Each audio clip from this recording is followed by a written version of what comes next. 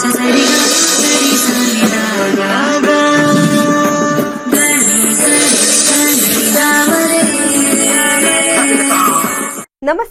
ನಕ್ಷತ್ರ ನಾಡಿ ವಿಶೇಷ ನೇರ ಪ್ರಸಾರ ಕಾರ್ಯಕ್ರಮಕ್ಕೆ ಸ್ವಾಗತ. ನಾನು ಧನುಶ್ರೀ. ಜ್ಯೋತಿಷ್ಯ ಶಾಸ್ತ್ರ, ವಾಸ್ತುಶಾಸ್ತ್ರ, ಭೂತಕಾಲ, ವರ್ತಮಾನ, ಭವಿಷ್ಯತ್ ಕಾಲ ಇದೆಲ್ಲದರ ಬಗ್ಗೆ ನಿಖರವಾದ ಮಾಹಿತಿಯನ್ನ ತಿಳಿಸುವ ಪಂಡಿತ ದಿನೇಶ್ ಗುರೂಜಿ ಅವರು ಇವತ್ತು ಕಾರ್ಯಕ್ರಮದಲ್ಲಿ ನಮ್ಮ ಜೊತೆ ಇದ್ದಾರೆ. ಅವರನ್ನ ಕಾರ್ಯಕ್ರಮದ ಸ್ವಾಗತ ಮಾಡೋಣ. ಗುರುಜಿ ನಮಸ್ತೆ, ಕಾರ್ಯಕ್ರಮಕ್ಕೆ ಸ್ವಾಗತ. ಓಂ ಶ್ರೀ ಗುರುಭ್ಯೋ ನಮಃ. ಹರಿ ಓಂ. ಜ್ಞಾನಾನಂದಮಯಂ ದೇವಂ ನಿರ್ಮಲ ಸ್ಫಟಿಕಾಕೃತಿ ಮಾದಾರಾಂ ಸರ್ವವಿದ್ಯಾನಾಂ ಹಯಗ್ರೀವ ಉಪಾಸ್ಮಹೆ.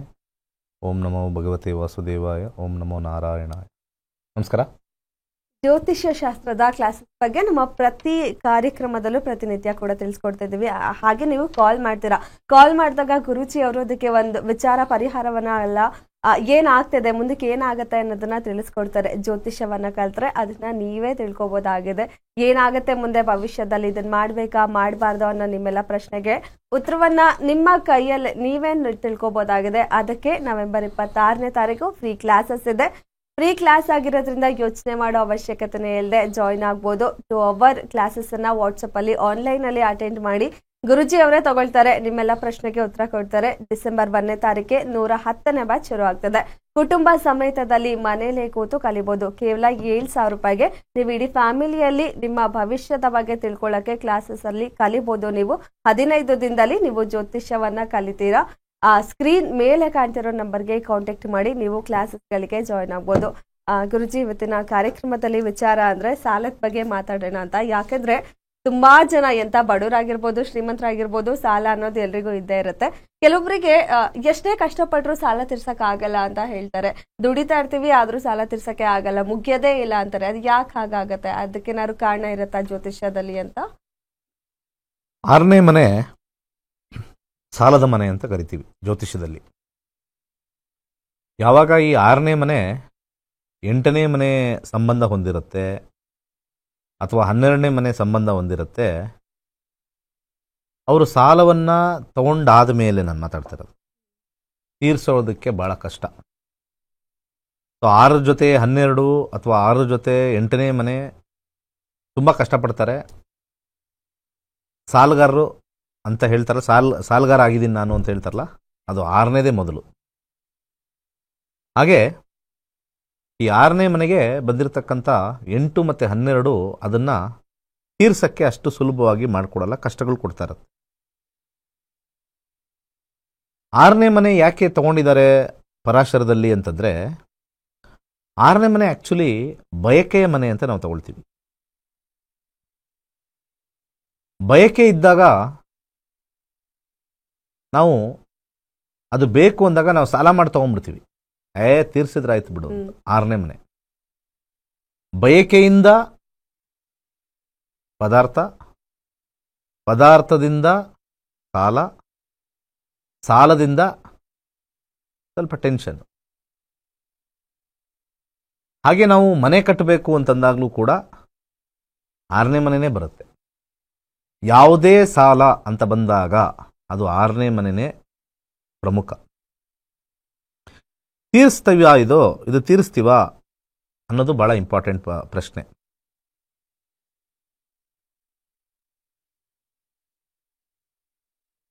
ನಮಗೆ ಲಕ್ ಬರಬೇಕು ಅಂತಂದ್ರೆ ನಮಗೆ ಹಣ ಬರಬೇಕು. 6ನೇ ಮನೆಯಿಂದ 9ನೇ ಮನೆ 2ನೇ ಮನೆ ಬರುತ್ತೆ. 6ನೇ ಮನೆಯಿಂದ 9ನೇ ಮನೆ 2ನೇ ಮನೆ ಬರುತ್ತೆ.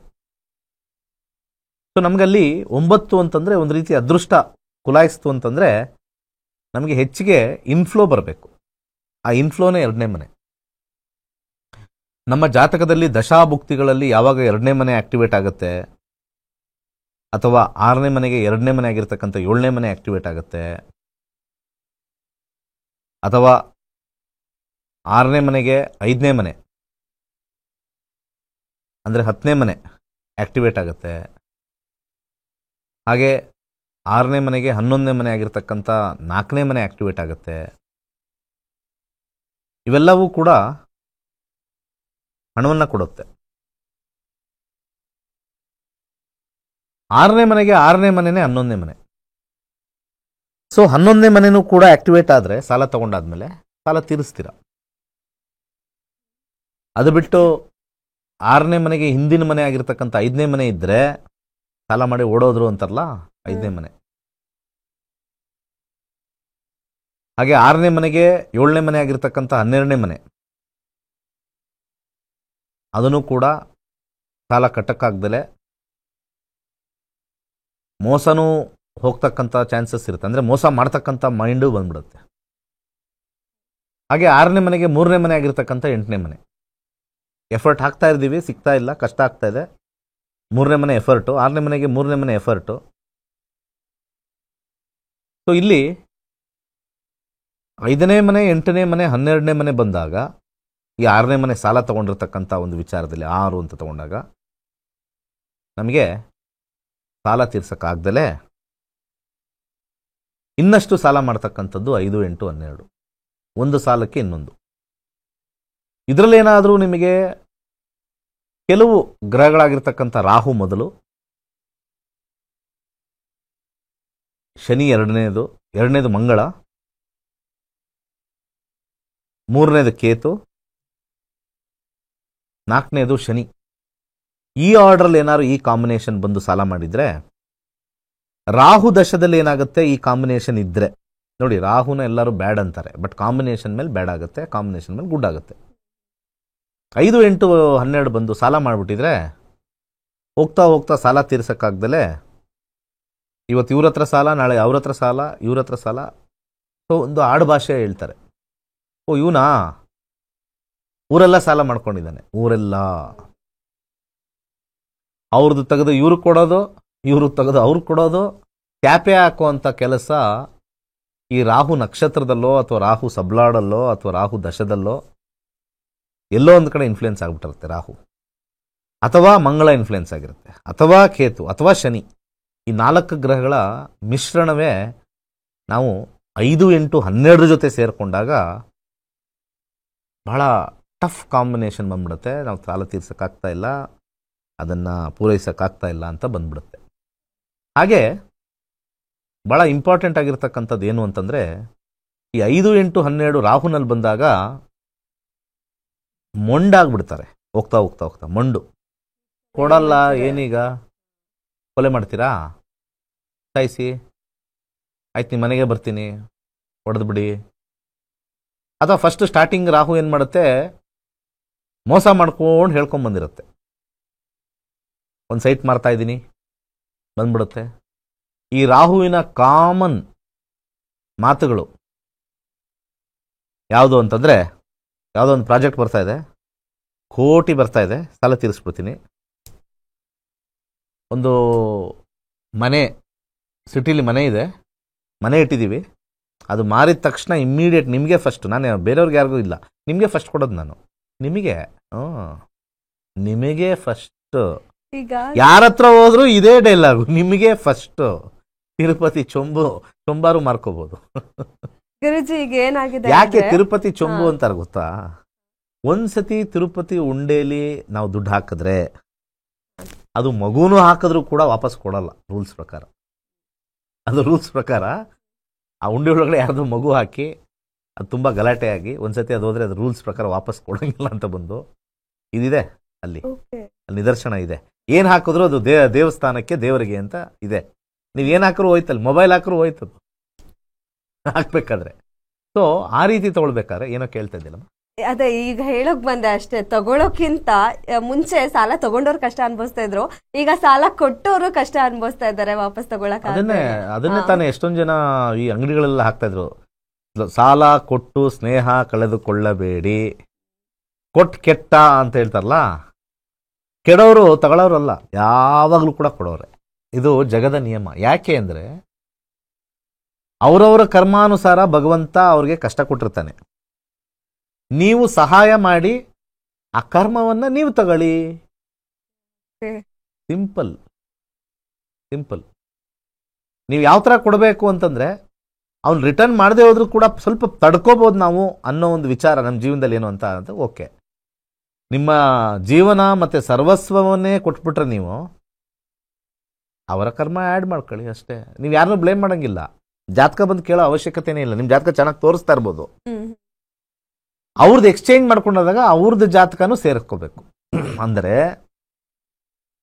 ನಾವೇನೋ ಒಂದು 5 ಲಕ್ಷ ಯಾರಿಗೋ ಕೊಟ್ವಿ, ನಮ್ಮ ಜೀವನದಲ್ಲಿ 5 ಲಕ್ಷ ಉಳಿಸ್ಕೊಂಡಿದ್ವಿ, 5 ಲಕ್ಷ ಕೊಟ್ವಿ ಒಬ್ಬರಿಗೆ.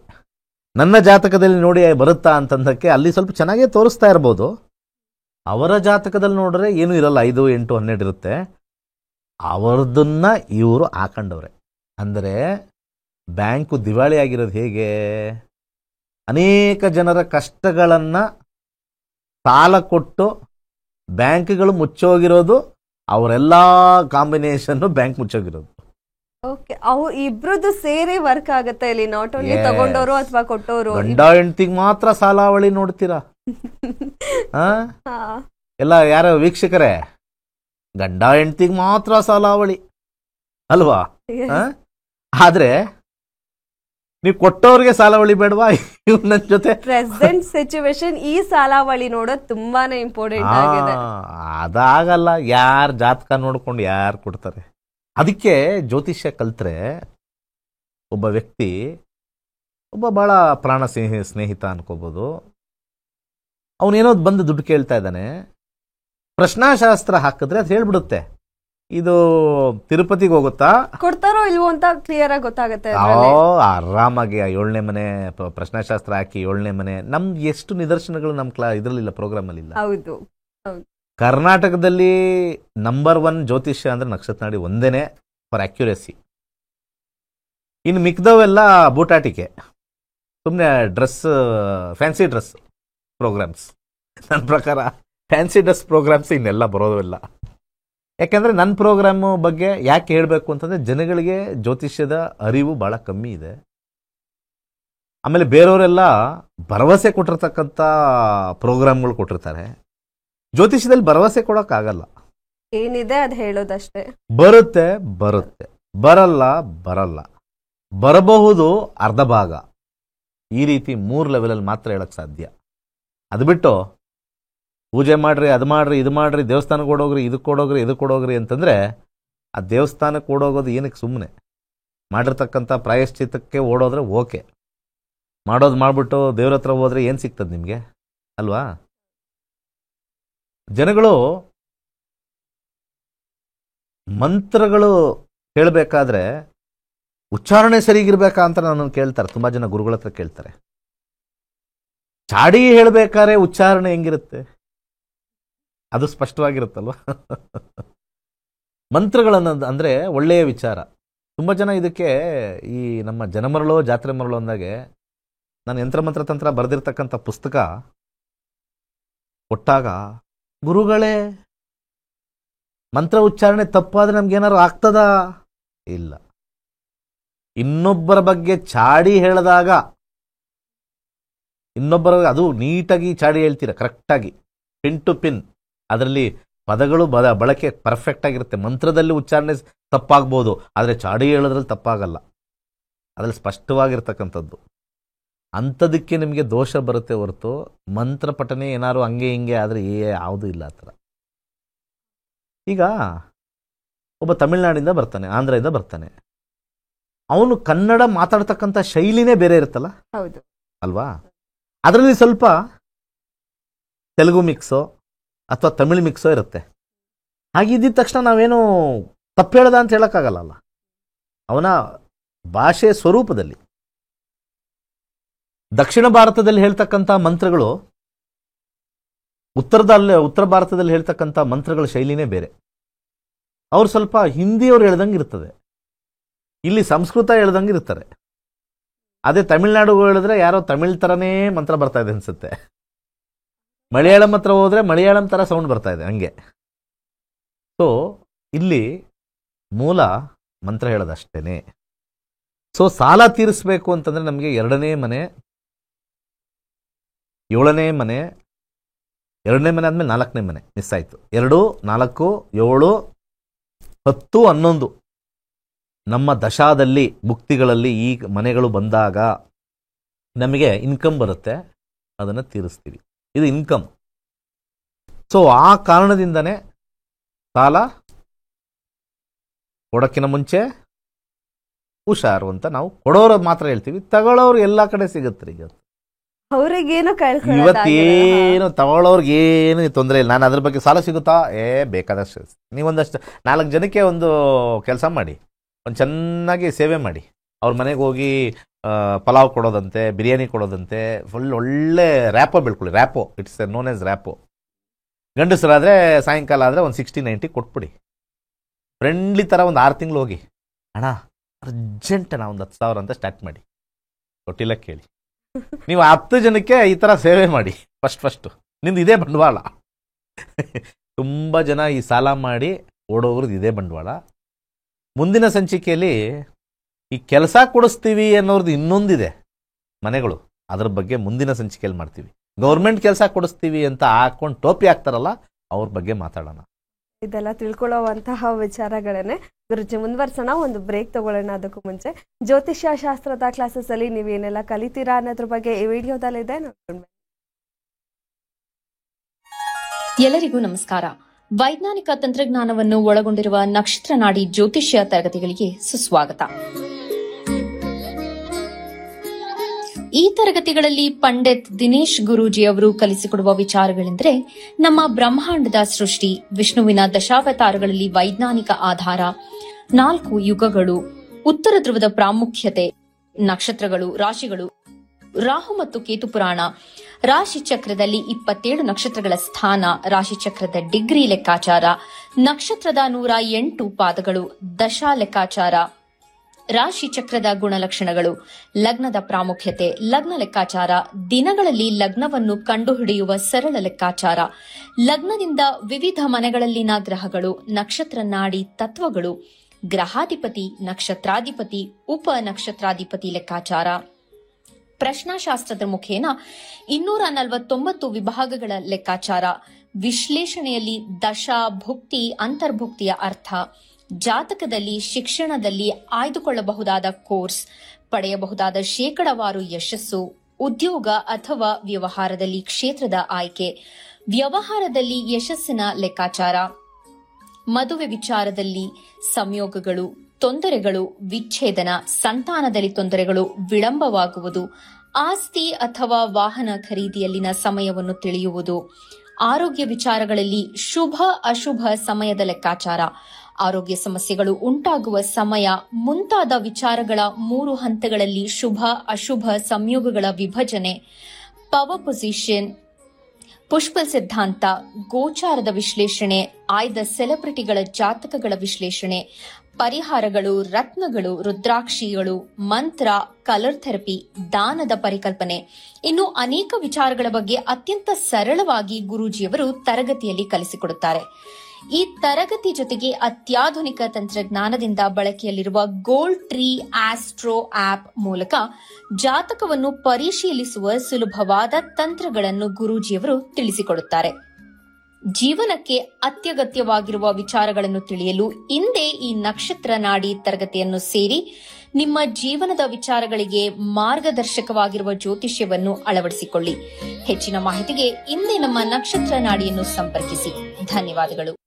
ಕಾರ್ಯಕ್ರಮಕ್ಕೆ ಮತ್ತೊಮ್ಮೆ ಸ್ವಾಗತ. ಗುರುಜಿ ಕಾಲರ್ ಇದ್ದಾರೆ, ಮಾತಾಡೋಣ. Hello hello hello madam. Madam ನಮಸ್ತೆ. ಏನ್ ಹೆಸರು, ಎಲ್ಲಿಂದ ಕರೆ ಮಾಡ್ತಿದ್ದೀರಾ?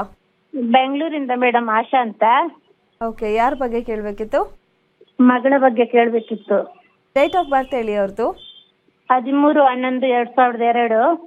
ಓಕೆ, ಹುಟ್ಟಿದ ಸಮಯ? 1:11.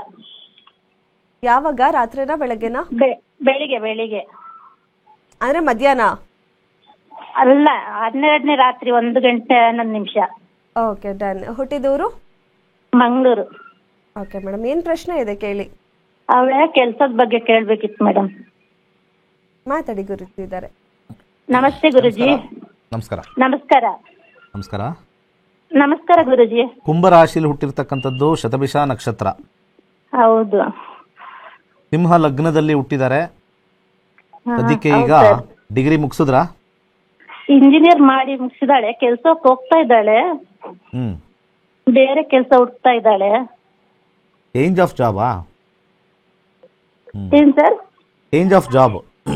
ಹೌದೌದು, ಚೇಂಜ್ ಆಫ್ ಜಾಬ್. ಇದೊಂದು ಸಣ್ಣ ಪ್ರಶ್ನೆ ಆಯ್ತಲ್ಲ ನಮಗೆ. ಗುರುದಶ ಬುಧಭುಕ್ತಿ ಅಂತರ್ಭುಕ್ತಿ ಸೂರ್ಯ 5ನೇ ಮನೆ 9ನೇ ಮನೆ 5 9. ಚಂದ್ರನಲ್ಲಿ ಬದಲಾವಣೆ. ಚಂದ್ರನಲ್ಲಿ ಬದಲಾವಣೆ ಯಾವಾಗತ್ತೆ ಅಂದರೆ 2000 ನವೆಂಬರ್ ನಂತರ, ಅಂದರೆ ಈ 12ನೇ ತಾರೀಕು ನಂತರ 2026 ಜನವರಿ 20ನೇ ತಾರೀಕು ಇನ್ನೊಂದು ಕಂಪನಿ ಸಿಗುತ್ತೆ ಅವ್ರಿಗೆ. ಮುಂದಿನ ವರ್ಷ 20ನೇ ತಾರೀಕು ಜನವರಿ ಒಳಗಡೆ ಮುಂದಿನ ಒಳ್ಳೆದಾಗ್ತದೆ. ಓಕೆ, ಧನ್ಯವಾದ ಮೇಡಮ್. ಮತ್ತೊಬ್ರು ಕಾಲರ್ ಇದ್ದಾರೆ. ಹಲೋ ಹಲೋ ಹಲೋ ಮೇಡಮ್ ನಮಸ್ತೆ. ಏನ್ ಹೆಸರು, ಇಲ್ಲಿಂದ ಕರೆ ಮಾಡ್ತಾ ಇದ್ದೀರಾ? ಚನ್ನಗಿರಿಯಿಂದ ಮೇಡಮ್ ಮಾತಾಡ್ತಾ ಇರೋದು. ಓಕೆ, ಯಾರ ಬಗ್ಗೆ ಕೇಳಬೇಕಿತ್ತು, ಏನ್ ಕೇಳಬೇಕಿತ್ತು? ನಮ್ಮ ಮಗನ ಬಗ್ಗೆ ಕೇಳಬೇಕಾಗಿತ್ತು. ಅವ್ರ ಡೇಟ್ ಆಫ್ ಬರ್ತ್ ಹೇಳಿ. 24/5/1995. ಓಕೆ, ಹುಟ್ಟಿದ ಸಮಯ? ಬೆಳಗ್ಗೆ 10:30. ಓಕೆ, ಹುಟ್ಟಿದೂರು? ಚನ್ನಗಿರಿ. ಸರಿ ಮೇಡಮ್, ಏನ್ ಪ್ರಶ್ನೆ ಇದೆ ಕೇಳಿ, ಮಾತಾಡಿ, ಗುರುಜಿ ಇದ್ದಾರೆ. ಸರ್ ನಮಸ್ತೆ ಗುರುಜಿ. ನಮಸ್ಕಾರ, ಹೇಳಿ. ಸರ್ ಅವನು BA/B.Ed ಮಾಡ್ಕೊಂಡಿದ್ದ, ಕಾಂಟ್ರಾಕ್ಟ್ ಕೆಲಸ ಮಾಡ್ತಾ ಇದ್ದ, ಅದು ಲಾಸ್ ಆಗಿದೆ. ಈಗ ಫ್ಯಾಕ್ಟ್ರಿಗೆ ಹೋಗ್ತಾ ಇದ್ದಾನೆ. ಅದನ್ನೇ ಮುಂದುವರ್ಸದ, ಕಾಂಟ್ರಾಕ್ಟ್ ಕೆಲಸ ಮುಂದುವರ್ಸದ ಅಂತ ಕೇಳಬೇಕಾಗಿತ್ತು. ಏನು ಓದಿದ್ರು ಅಂದ್ರೆ? BA/B.Ed ಮಾಡಿದೆ ಸರ್. BA/B.Ed ಅಂದ್ರೆ ಎಜುಕೇಶನ್ ಲೈನ್ ಮಾಡಿದ್ದು. ಬಿಸ್ನೆಸ್ ಮಾಡಿದ್ದು ಕಾಂಟ್ರಾಕ್ಟ್ ಮಾಡಿ ಲಾಸ್ ಆಗ್ಬಿಡ್ತು. ಅದಕ್ಕೆ ಈ ವರ್ಷ ಕಾಂಟ್ರಾಕ್ಟ್ ಅಂದ್ರೆ ಗವರ್ಮೆಂಟ್ ಕಾಂಟ್ರಾಕ್ಟಾ? Sir government contract. ಈಗ ಕೆಲಸ ಬರುತ್ತಲ್ಲ, ರೋಡ್ ಕೆಲಸ, ಬಿಲ್ಡಿಂಗ್ ಲಾಸ್ ಆಯ್ತು ಸರ್. ಅವನಿಗೆ ಐಡಿಯಾ ಇಲ್ಲ. ಫಸ್ಟ್ ಸ್ಟಾರ್ಟಿಂಗ್ ಮಾಡಿದ್ನಲ್ಲ, ಇಂಜಿನಿಯರಿಂಗ್ ಗಳ ಹತ್ರ ಹೋದು ಮತ್ತೆ ಮೆಂಬರ್ ಗಳ ಹತ್ರ ಎಲ್ಲ ದುಡ್ಡು ಕೊಟ್ಟು ಕೆಲಸ ಮಾಡಿದ. ಅವ್ರು ದುಡ್ಡೇ ಕೊಡ್ಲಿಲ್ಲ ಸರ್. ಇಂಜಿನಿಯರ್ ಬಿಲ್ಲೇ ಮಾಡ್ಲಿಲ್ಲ ಅವನಿಗೆ ಸರಿಯಾಗಿ. ನಾನು ಯಾವಾಗ ಒಬ್ಬರ ಜಾತಕದಲ್ಲಿ 8 ಅಂತಿರುತ್ತೋ, ನಾನು ಅವಾಗಲೇ ಹೇಳಿದೆ 5ನೇ ಮನೆ 8ನೇ ಮನೆ 12ನೇ ಮನೆ ನಮಗೆ ಲಾಸ್ ಕೊಡುತ್ತೆ. 7,000 ರೂಪಾಯಿ ಕೊಟ್ಟು ನೀವು ಜ್ಯೋತಿಷ್ಯ ಕಲಿತ್ರೆ ನಿಮಗೆ ಲಾಸ್ ಅನ್ನೋದೇ ಬರಲ್ಲ. ಅರ್ಥ ಮಾಡ್ಕೊಳ್ಳಿ. ತುಂಬಾ ಜನ ಪಬ್ಲಿಕ್ ಕೇಳ್ತಾರೆ ಅಂತಂತಾರೆ. ಯಾವಾಗ ಅದನ್ನ ಅವ್ರಿಗೆ ಹೆಂಗ್ ಲಾಸ್ ಹೊಡೆದಿರುತ್ತೆ ಅಂದ್ರೆ ಲೈಫಲ್ಲಿ ಅವ್ರಿಗೆ ಇದು ಕಲಿಬೋದಾಗಿತ್ತು ಅನ್ನೋದು ಮರ್ತೋಗ್ಬಿಡುತ್ತೆ. 8ನೇ ಮನೆ 8 ಮತ್ತು 7 ಸ್ವಲ್ಪ ಸದ್ಯಕ್ಕೆ ಎಳ್ಳೆಣ್ಣೆಯನ್ನ ದಾನ ಮಾಡಿ. ಅರ್ಥ ಆಯ್ತಾ? 2027ವರೆಗೂ ಕೂಡ ಅವ್ರ ಕೆಲಸದಲ್ಲೇ ಇರಬೇಕು. ಇದಾದ ನಂತರ ಇನ್ವೆಸ್ಟ್ಮೆಂಟ್ ಇಲ್ಲದೆ ಯಾರಾದರೂ ಇನ್ನೊಬ್ರು ಸಿಗ್ತಾರೆ. ಶುಕ್ರ ದಶೆಯಲ್ಲಿ ಅವರಿಗೆ ಯೋಗ ಚೆನ್ನಾಗಿದೆ. ಇವತ್ತಿನ ಪರವಾಗಿಲ್ಲ, ಏನೋ ಪ್ರಾಬ್ಲಮ್ ಆಯಿತು, ಲಾಸ್ ಮಾಡ್ಕೊಂಡ್ರಿ. 27 ನಂತರ ಲಾಭ ಜಾಸ್ತಿ. 28ರಿಂದ ಅವ್ರ ಲೈಫ್ 20 ವರ್ಷ ಅದ್ಭುತವಾಗಿ ಹೋಗುತ್ತೆ. ಜಮೀನಿದ್ರೆ ಇನ್ನೂ ಒಳ್ಳೆಯದು ಅಂತ ನನ್ನ ಸಜೆಷನ್. ಜಮೀನಲ್ಲಿ ಏನಾರು ಮಾಡ್ತಕ್ಕಂಥದ್ದು, ಭೂಮಿಯಿಂದ ಏನಾರು ಮಾಡ್ತಕ್ಕಂಥದ್ದು, ಅಥವಾ ರಿಯಲ್ ಎಸ್ಟೇಟ್ ಮಾಡ್ತಕ್ಕಂಥದ್ದು ನನ್ನ ಸ್ಟ್ರಾಂಗ್ ಸಜೆಷನ್ನು. ಇಲ್ಲ ಅಂದರೆ ವೆಹಿಕಲ್ ಡೀಲರ್ಶಿಪ್ ಮಾಡಿದ್ರೂ ಒಳ್ಳೆಯದು. ಈ ಲೈನ್ ಒಳ್ಳೆಯದು ಲ್ಯಾಂಡ್ಗಿನ. ಯಾಕಂದರೆ ಶುಕ್ರದಶ, ಶುಕ್ರನ ಸಂಬಂಧವಂತ ನಾವು ನೋಡಿದಾಗ ಪ್ರತಿಯೊಂದು ಕೂಡ ಶುಕ್ರನ ಅಂಶದಲ್ಲೇ ಬಂದಿರೋದ್ರಿಂದ ವೆಹಿಕಲ್ ಪಾರ್ಟ್ಸು, ಅಥವಾ ಈ ಕೃಷಿಯಲ್ಲಿ ಹೂಗಳನ್ನೆಲ್ಲ ಬೆಳೀತಾರೆ, ಹೂವು ಹಣ್ಣುಗಳು ಬೆಳೀತಾರೆ ಅಂಥದ್ದು. ಜ್ಯೋತಿಷ್ಯ ಕಲ್ತ್ರೆ ಪ್ರತಿಯೊಬ್ಬರಿಗೂ ನಾನು ಹೇಳೋದು, ಎಲ್ಲ ವೀಕ್ಷಕರಿಗೆ ಹೇಳೋದು ಏನು ಅಂತಂದರೆ, ಲಾಸ್ ಮಾಡ್ಕೋತೀರಾ, ಜ್ಯೋತಿಷ್ಯ ಹತ್ರ ಕೇಳಬೇಕು ಅನ್ನೋದು ಮಾತ್ರ ಇರುತ್ತೆ. ಕರ್ನಾಟಕದ ಇಡಿಯಲ್ಲಿ 70%ಇಂದ 80% ಜ್ಯೋತಿಷ್ಯರು ಏನೂ ಗೊತ್ತಿಲ್ಲ. ಯಾಕೆ ಇಷ್ಟೆಲ್ಲ ಹೇಳಿದ್ರು ಒಬ್ಬರು ಫೋನೇ ಮಾಡಲ್ಲ. ಇಷ್ಟು ಜ್ಯೋತಿಷ್ಯರು ಫೋನೇ ಮಾಡಲ್ಲ. ಯಾಕಂದರೆ ಎಲ್ಲರಿಗೂ ಗೊತ್ತು ನಕ್ಷತ್ರ ನಾಡಿ ಟಾಪ್ ಇನ್ಸ್ಟಿಟ್ಯೂಟ್ ಅಂತ ಗೊತ್ತು ಅವ್ರಿಗೆ. ಕರ್ನಾಟಕದಲ್ಲಿ ಜ್ಯೋತಿಷ್ಯದ ಸ್ಕೂಲ್ ಟಾಪ್ ಅಂತಂದರೆ ನಕ್ಷತ್ರ ನಾಡಿ ಅಂತ ಎಲ್ಲರಿಗೂ ಗೊತ್ತು. ಯಾಕೆಂದರೆ ಅವರು ಡಾಕ್ಟರೇಟ್ ಲೆವೆಲ್ವರೆಗೂ ಕೊಡ್ತಾರೆ. ಅಂದರೆ ಅವ್ರದ್ದು ಆ್ಯಕ್ಯುರೇಸಿ ಜಾಸ್ತಿ ಅಂತ ಜನಕ್ಕೆ ಗೊತ್ತು. ನೆಕ್ಸ್ಟ್ ಕಾಲ್ ಹೋಗೋಣ. ಧನ್ಯವಾದ ಮೇಡಮ್ ಕರೆ ಮಾಡಿದ್ದಕ್ಕೆ. ಸಮಯ ಆಗಿದೆ ಗುರುಜಿ. ಎಸ್, ಈ ಮೂಲಕ ವೀಕ್ಷಕರಿಗೂ ಕೂಡ ಹೇಳ್ಬೋದು. ಅದನ್ನೇ ನಾನು ಹೇಳಿದ್ದು. ಕರ್ನಾಟಕದಲ್ಲಿ ಯಾಕೆ ಒಂದು ಸ್ಕೂಲ್ ಅಂತಿದ್ರೆ, ಭಾಳ ಹಿಂದೆ ಗುರುಕುಲದಲ್ಲೆಲ್ಲ ಕಲಿಸೋರು ಈ ವೇದ ಪಾಠದಲ್ಲೆಲ್ಲ ಜ್ಯೋತಿಷ್ಯ ಕಲಿಸ್ಬಿಡ್ತಾರೆ. ಅದೆಲ್ಲ ಜ್ಯೋತಿಷ್ಯ ಅಲ್ವೇ ಅಲ್ಲ. ಅದೆಲ್ಲ ಸುಮ್ಮನೆ ರಾಹು ಅಂದರೆ ಕೆಟ್ಟವನು ಅಂತ ಹೇಳ್ಕೊಟ್ಬಿಡ್ತಾರೆ, ಶನಿ ಅಂದರೆ ಕೆಟ್ಟವನು ಅಂತ ಹೇಳ್ಬಿಡ್ತಾನೆ, ಇನ್ನು ಗುರು ಅಂದರೆ ಒಳ್ಳೆಯವನು. ಯಾರು ಹೇಳಿದ್ ನಿಮಗೆಲ್ಲ? ಗುರು ಕೆಟ್ಟವನು ಅಂತ ಎಲ್ಲಿ ಹೇಳಿದ್ದಾರೆ? ಓಕೆ, ಆಲ್ವೇಸ್ ಅವನು ಯಾವಾಗಲೂ ಒಳ್ಳೇದೇ ಮಾಡ್ತಾನೆ, ಶನಿ ಯಾವಾಗಲೂ ಒಳ್ಳೇದೇ ಕೆಟ್ಟದ್ದು ಮಾಡ್ತಾನೆ ಅಂತ ಎಲ್ಲಿ ಹೇಳಿದ್ದಾರೆ? ಎಲ್ಲಿ ಬರ್ದಿದ್ದಾರೆ? ಸಮಯಕ್ಕೆ ಅವರಿರೋ ಮನೆಗಳಿಗೆ ಸುಮ್ಮನೆ ಯಾವ ಮನೇಲಿ ಕೂತ್ಕೊಳ್ತಾರೋ ಅದನ್ನ ಆ ಭಾವದ ಒಂದು ಎನರ್ಜೀಸ್ನ ತಗೊಳುತ್ತೆ. Astrology is based on quantum physics. ಆ ಕ್ವಾಂಟಮ್ ಫಿಸಿಕ್ಸ್ ಎನರ್ಜಿನ ನೀವು ಕಲ್ತ್ಕೋಬೇಕು ಅಂತಂದ್ರೆ, ಸೈನ್ಸ್ ಬೇಸ್ಡ್ ಅಸ್ಟ್ರಾಲಜಿ ಕಲಿಬೇಕು ಅಂದರೆ 26ನೇ ತಾರೀಕು ಫ್ರೀ ಕ್ಲಾಸ್ ಇದೆ, ಜಾಯ್ನ್ ಆಗಿ. ಹಾಗೆ ನಮ್ಮ ಜ್ಯೋತಿಷ್ಯ ನೋಡೋರೆಲ್ಲ ಈ ಮನೇಲಿರ್ತಕ್ಕಂಥ ಮಹಿಳೆಯರು, ನನಗೆ ಈ ಯಂಗ್ಸ್ಟರ್ಸ್ ಬರಬೇಕು, ಯಂಗ್ಸ್ಟರ್ಸು ನಂಬಿಕೆ ಕಳ್ಕೊಂಡಿದ್ದಾರೆ. ಯಾಕೆಂದರೆ 70% ಕಾಂಪೌಂಡರ್ಗಳಿಂದ ನಂಬಿಕೆ ಕಳ್ಕೊಂಡಿದ್ದಾರೆ. ಸೊ ನಾನು ಅವ್ರಿಗೆಲ್ಲ ಒಂದು ಕರೆ ಕೊಡೋದೇನು ಅಂತಂದರೆ, ನಿಮ್ಮ ಜೀವನದಲ್ಲಿ 7,000 ರೂಪಾಯಿ ಎಷ್ಟಿದೆ ಅಂತ ಯೋಚನೆ ಮಾಡಿ. ಇಲ್ಲ ನನ್ನ 7,000 ರೂಪಾಯಿ ಏನು ತೊಂದರೆ ಇಲ್ಲ, ನನ್ನ ಜೀವನನ ಚೆನ್ನಾಗಿ ರೂಪಿಸ್ಕೋಬೋದು ಅಂತಂದರೆ ಬರ್ತೀನಿ ಅಂದರೆ all are welcome for December 1st class. 7,000 ರೂಪಾಯಿ ಮಾತ್ರ ಅಷ್ಟೇ. ಅದು ನನ್ನ ಗುರು ಕಾಣಿಕೆ. ಅದನ್ನು ಭಾಳ ಕಷ್ಟ, ದೊಡ್ಡದು, ಓದೋಕ್ಕಾಗುತ್ತೋ ಇಲ್ವೋ, ಕಲಿಯೋಕ್ಕಾಗುತ್ತೆ ರೀ, ಕೊಟ್ಟು ನೋಡ್ರಿ. ಲಕ್ಷ ಕಳ್ಕೊಳ್ತೀವಿ, ಅಲ್ಲಿ ನಿಮಗೆ ಅಲಕ್ಷ್ಯ ಇರುತ್ತೆ. 7,000 ಕೊಡ್ಬೇಕಾದ್ರೆ ಕಲಿತೀನೋ ಇಲ್ವೋ, ಅಯ್ಯಯ್ಯಪ್ಪ. ಎಷ್ಟು ಜನ ಹೆಂಗಸರು ಅವರು ಕಾಲೆಲ್ಲ ಗಡಗಡಗಡ ನಡಗ್ಬಿಡುತ್ತೆ. ಅಯ್ಯೋ, ಮೂರ್ಖರು ಅಂತ ಕರಿತೀವಿ ಈ ಥರ ಎದುರ್ಕೊಂಡ್ರೆ. ಒಳ್ಳೇದಾಗ್ಲಿ, ಸರ್ವೇ ಜನ ಸುಖಿನೋ ಭವಂತು. ಧನ್ಯವಾದ. ವಿಶ್ವದೆಲ್ಲೆಡೆಯಿಂದ 65,000 ವಿದ್ಯಾರ್ಥಿಗಳು ಗುರೂಜಿ ಅವರಿಂದ ಜ್ಯೋತಿಷ್ಯವನ್ನ ಕಲಿತಿದ್ದಾರೆ. ಅವರಲ್ಲಿ ಒಬ್ಬರ ಅನಿಸಿಕೆ, ಅಭಿಪ್ರಾಯ ಇಲ್ಲಿದೆ. ಇದಾಗಿತ್ತು ಇವತ್ತಿನ ನಕ್ಷತ್ರ ನಾಡಿ ವಿಶೇಷ ನೇರ ಪ್ರಸಾರ ಕಾರ್ಯಕ್ರಮ. ನೋಡ್ತಾ ಇರಿ ಗ್ಯಾರಂಟಿ ನ್ಯೂಸ್, ಸುದ್ದಿ ಖಚಿತ, ನ್ಯಾಯ ನಿಶ್ಚಿತ. ನಾನು ವಂದನಾ ಕೇರ್ಪುರಮಲ್ಲಿದ್ದೀನಿ. ನಾನು ಬೇಸಿಕ್ ಕ್ಲಾಸ್ ದಿನೇಶ್ ಗುರೂಜಿ ಅವರ ಹತ್ರ ಬೇಸಿಕ್ ಕ್ಲಾಸಸ್ಸು ಮತ್ತು ವಾಸ್ತು ಕ್ಲಾಸಸ್ ಓದಿದ್ದೀನಿ. ಬೇಸಿಕ್ ಕ್ಲಾಸಸ್ ಬಂದಿದ್ದು ಫುಲ್ ಆಸ್ಟ್ರಾಲಜಿ ಏನೇನು ಬೇಕೋ ಎಲ್ಲ ಕಲಿಸ್ಕೊಡ್ತಾರೆ. ಕಪ್ಸ್ ಮತ್ತು ಸೂಪರ್ ಆಗಿದೆ 1 to 10ವರೆಗೂ. ಆಮೇಲೆ ವಾಸ್ತು ಕ್ಲಾಸಸ್ ಬಂದುಬಿಟ್ಟು ಸಿವಿಲ್ ಇಂಜಿನಿಯರ್ಗೂ ಅವ್ರಿಗಿಂತ ಸಕ್ಕದಾಗಿ ಅರ್ಥ ಆಗುತ್ತೆ ನಿಮಗೆ.